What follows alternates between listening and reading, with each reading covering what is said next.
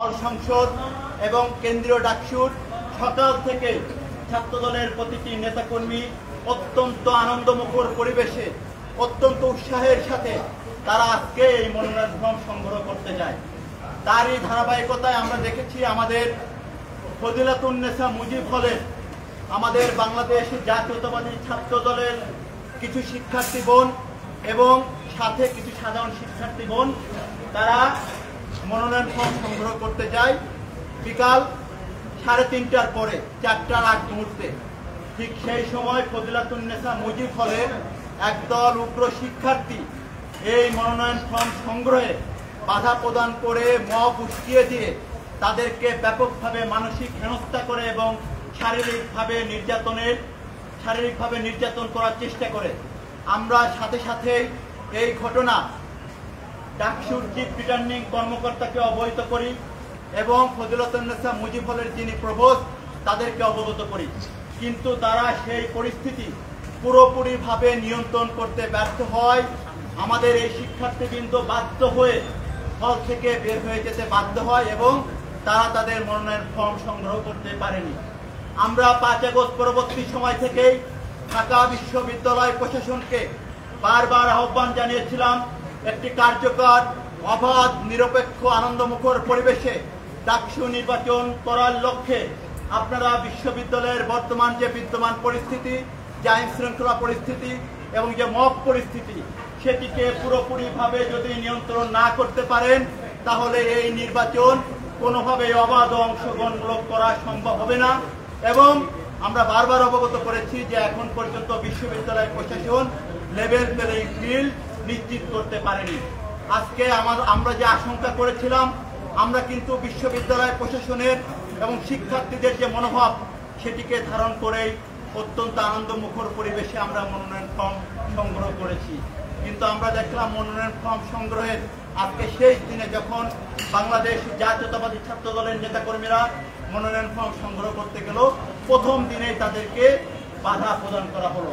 আমরা একটা আশঙ্কা করছিলাম 5 আগস্ট পরবর্তী সময়ে বাংলাদেশের জাতীয়তাবাদী ছাত্র দল ঢাকা বিশ্ববিদ্যালয় সহ বাংলাদেশের শিক্ষা প্রতিষ্ঠানে যে ইতিবাচক ছাত্র রাজনীতির চর্চা শুরু করেছিল, শিক্ষার্থীদের মধ্যে যে জনপ্রিয়তা অর্জন করেছিল, আসন্ন ডাকসু নির্বাচনে তারা সেই জনপ্রিয়তায় ঈর্ষান্বিত হয়ে আমরা বারবার বলে আসছিলাম একদল শিক্ষার্থী এই ডাকসুকে বানচাল করার ষড়যন্ত্র করছে, যাতে বাংলাদেশ জাতীয়তাবাদী ছাত্র দলের এই জনপ্রিয়তায় 1990 সালে ছাত্র জনতার গণঅভ্যুত্থান পরবর্তী সময়ে যে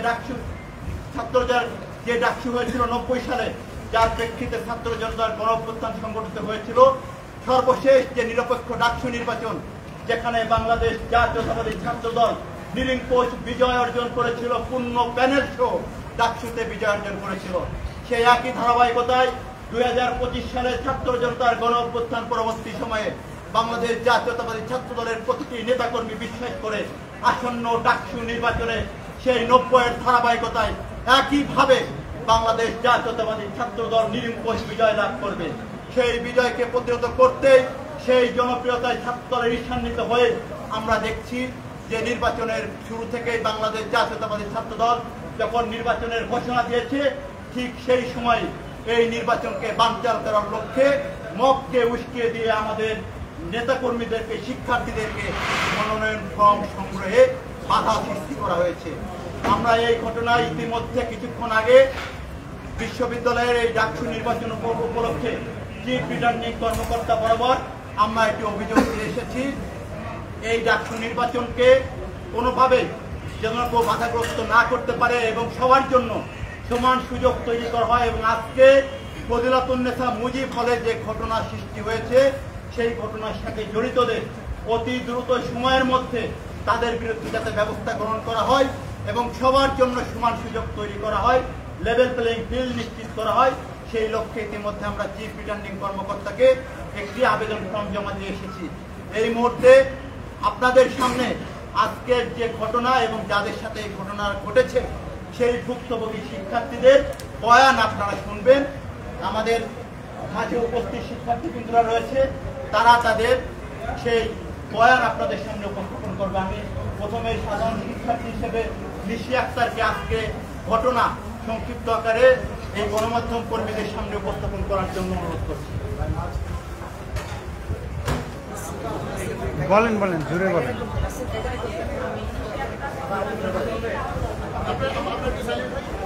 জোরে বলেন, জোরে বলেন।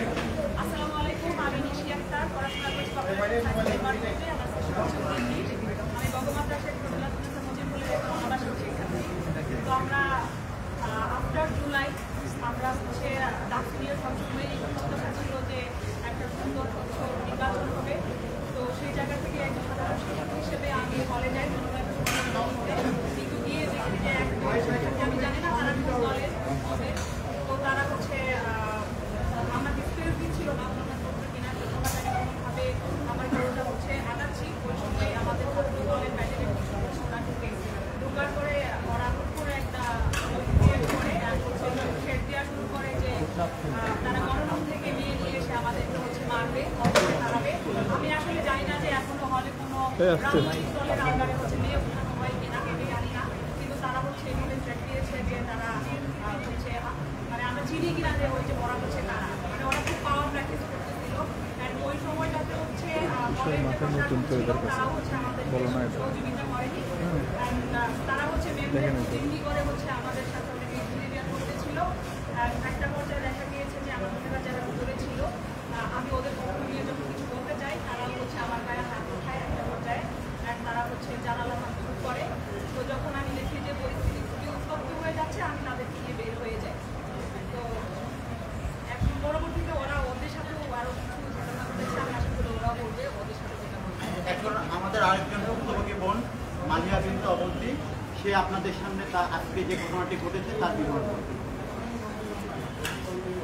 আসসালামু আলাইকুম, আমার নাম হচ্ছে মালিহা বিনতে অবন্তী। আমি বর্তমানে নৃত্যকলা বিভাগে পড়ছি। আমার সেশন হচ্ছে